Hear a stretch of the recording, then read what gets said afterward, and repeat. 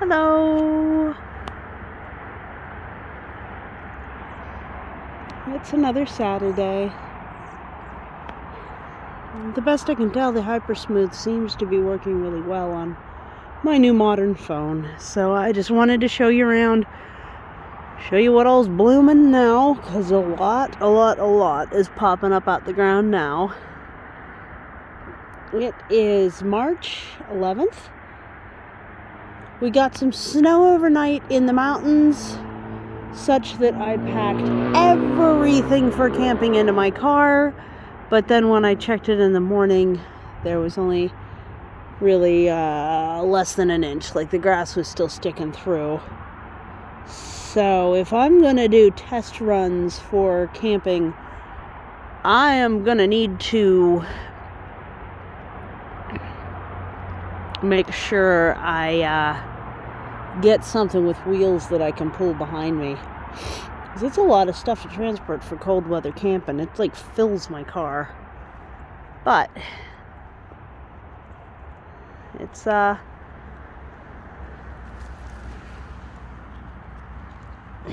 time of year, huh?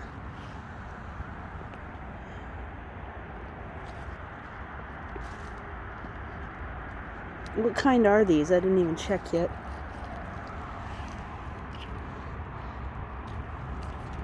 Yeah, there we go. Whoop. Oh, I tripped on myself a little. We've got the first of the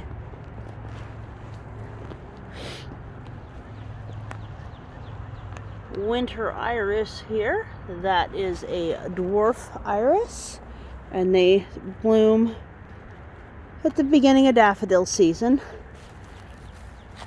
Still tons of snowdrops, but some of them are fading. The ones that get the most sun and open the soonest are starting to fade. The crocuses, most of them are still looking good, but the ones that are right next to large rocks and very sheltered are fading because they had more warmth to go bad. If you saw the last one, you know that's like an avocado being left out the fridge. The cold of the fridge and the cold of the season are what slow down the flowers going sour. I certainly could have spent some time picking up through the garden here, but I sure didn't. That compost mess is it's still there. The retainer wall is still a little on the rough end of things, but on the other hand, I think it's stable. I'm pretty happy with how it's not getting worse, at least. So I may take down another row or two, a bit more down there, but at least it's safe to walk past. It's safe to take off the top row for the most part. I think that one, those couple there, if I pulled on them, they might come down, but I think my biggest concern was leaving it precarious, knowing that my neighbor's children are generally unwatched. That's concerning.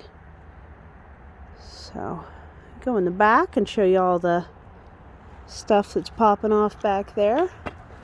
These were some of the first crocus to bloom, and you can see they're starting to get to the point where they're spent.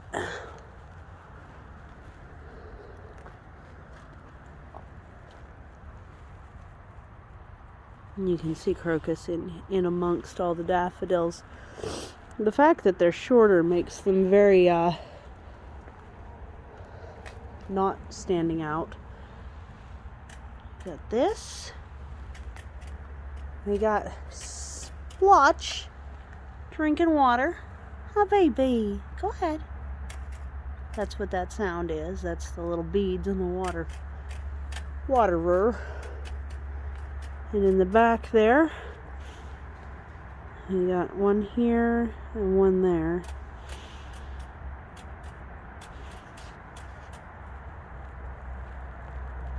Oh, and one behind the board. Another one behind the board. That's purple herb right here.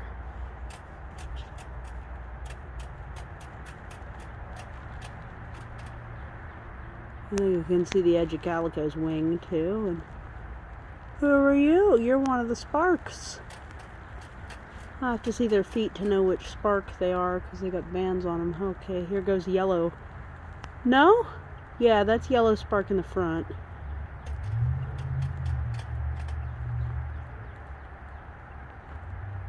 Hey, Brown Brown.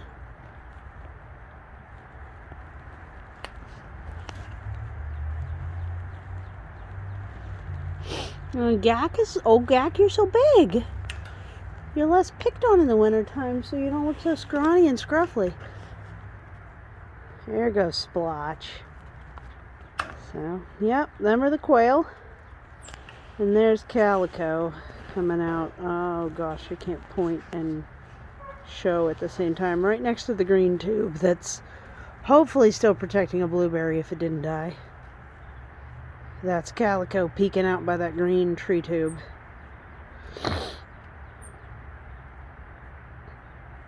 Calico was born with like a shoulder that's kind of out of the socket. She's a very crooked little bird. When she goes to run away from her friends because she annoys them, she accidentally runs in tighter and tighter circles because she's just really crooked. Like, she's got more muscles on one side than the other because of that shoulder thing that she was born with. Oh, baby, there you go. Oh, nice stretches. You see her have to put that wing back. There you go. See, she's fixing that wing. And the backing up they do when they poop. Nice stretches. You gotta get that wing to go back, huh? Hi, baby. Nice stretchy stretches. Yeah, so she annoys her pals. Oh, baby. There's the feeder right there. Purple herb gonna stick her head in the feeder. But, yeah, they overwintered real well in here. I had to make sure absolutely zero water got in the feeders because it would freeze. And I ran, you can see the extension cord there. I ran a cord and I got a protection thingy for the cord to put, and this is a bird bath thermostatic. Is that the word for it? Only turns on when the water gets like below 40, and I do need to add more water to that because it needs to be submerged to work properly. Oh, kids, but that was really all it needed for Yins to stay outside the whole time. You really didn't need anything else. You were all set. Hardy little happy birds, huh? There's Gak. Oh, where are you? It's not the best angle for looking at you, buddy. He's the dark brown right there. Hey, purple herb.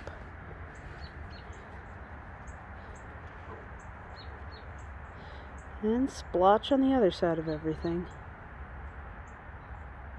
Super cute. Yeah, so that's the quail. They're doing good. I let them just stop laying. The black tarp on the roof really flops in the wind, but they've gotten desensitized to it and their feet are drier, so that helped them a lot. I might get a clear tarp so that they get more sun, or just go for a blue tarp even. This was just what I had around. This is an old mouse chewed bathtub bottom for a tent that I used to have, but it got all chewed up by mouses. Huh. So then let's go look at more flowers. You can see these crocus are doing really well. These are the ones I transplanted, and they're doing great, amazingly. You can see the snowdrops are in full tilt. There's really, really too many of them. And then I got some up behind the tree line there, in front of the hedges and behind the trees. And then this is the Virginiana species of magnolia. We got one daffodil here. Several back here. Several here. Really glad I got those crocuses transplanted along the back here.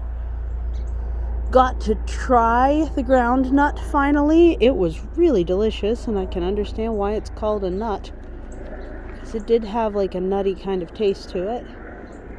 Couple of daffodils back there, one here. A lot of these are snowdrops instead of daffodils, but there are daffodils in there.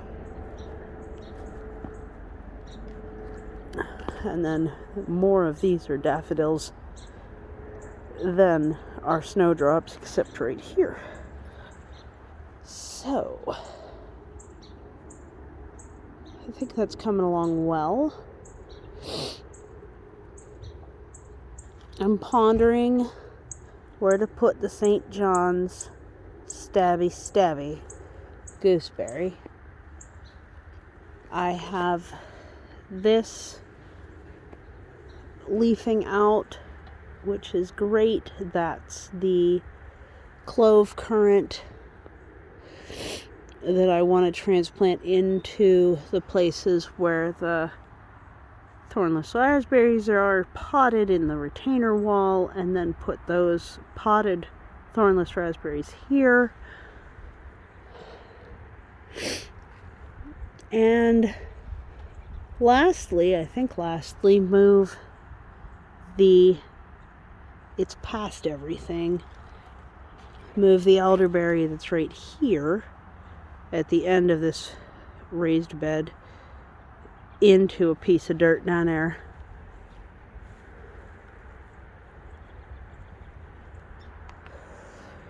And then one plant that I want to purchase because it's only available every 8 years, and I've been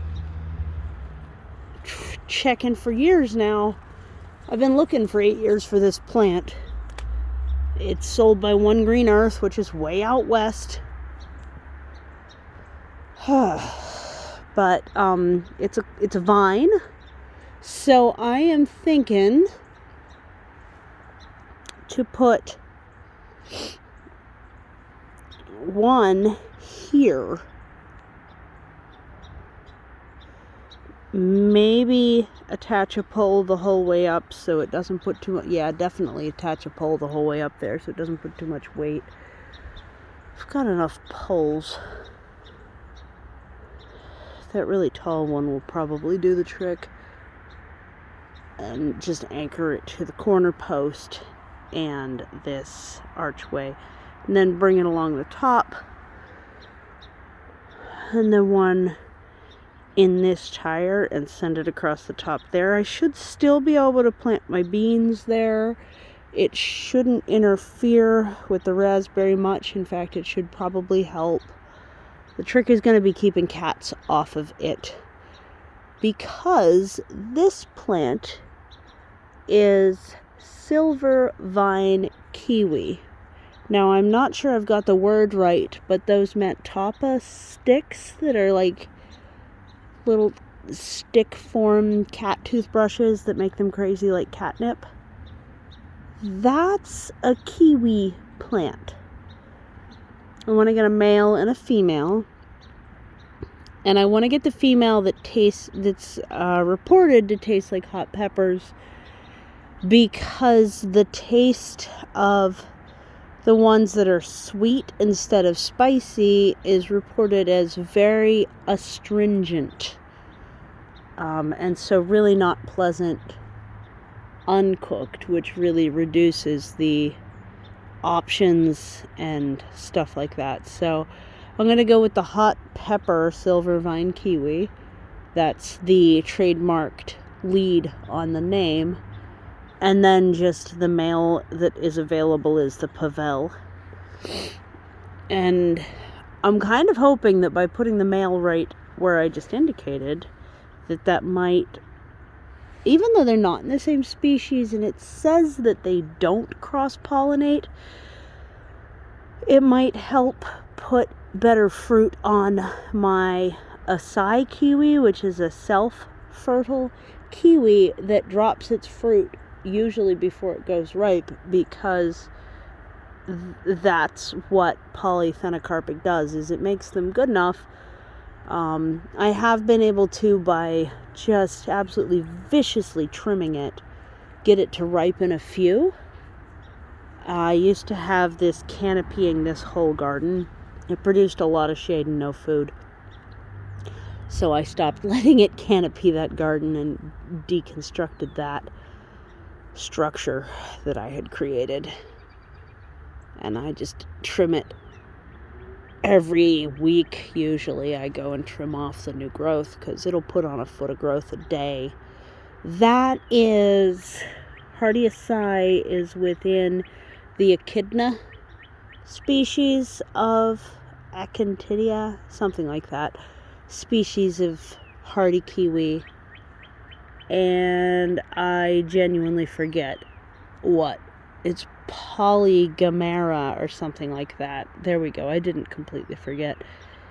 Polygamera species of hardy kiwi is what I want to plant that has that hot pepper reference. So those are a bit of an investment. They're not cheap, but I think it'll be worth it, even if I just get the sticks for the cats, because my kitties love that stuff. So in here, we've had some severe winds lately, which happens when you live in a cliff face. So there's a lot of blown over whatnot, but it's okay. Things are definitely coming back to life. These ones are a little yellow because they had been under that cardboard.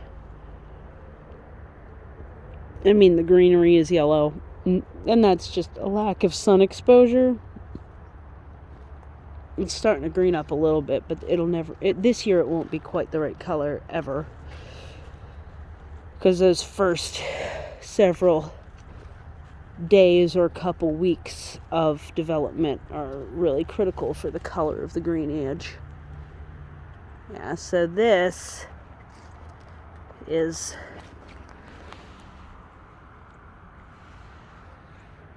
the one I want to move. I'll probably trim it, and when I do, I'll also probably try and root the trimmings, because this particular variety that I got from the reservoir down the street here in Pittsburgh, it was on the embankment along with the stinging nettle that I have in a pot out front, along a reservoir. This particular variety, I'm finding it roots way better. It creates new plants way better than the Catanning varieties. The Catanning varieties need to come off the underground root shoots. Got a couple more seeded Magnolia virginiana. I can see one right here, and I saw another one not that long ago, but yeah, so when I go through and weed this or mulch this or whatever I end up doing, I'm going to have to be careful what I'm after. So there's the other one right there. I've been expecting this to go to seed probably in May, when the ground is actually warmed up. So I'm probably just going to weed it.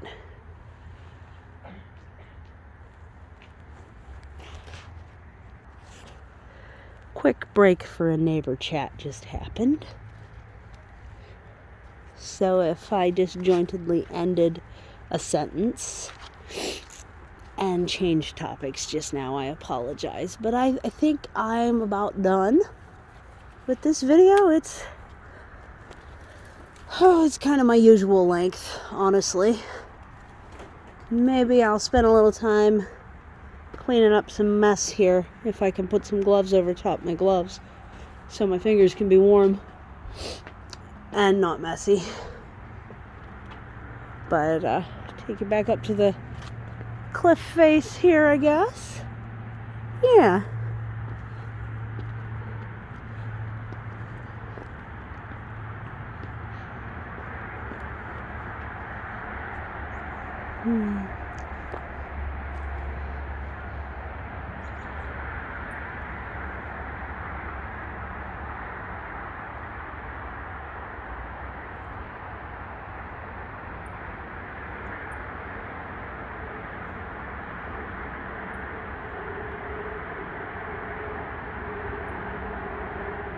Alright, well, I hope you're having a really good day.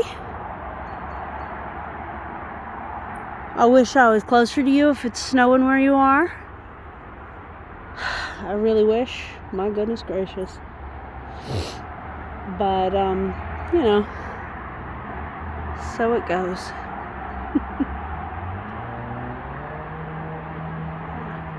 Thank you so much for visiting the cliffside.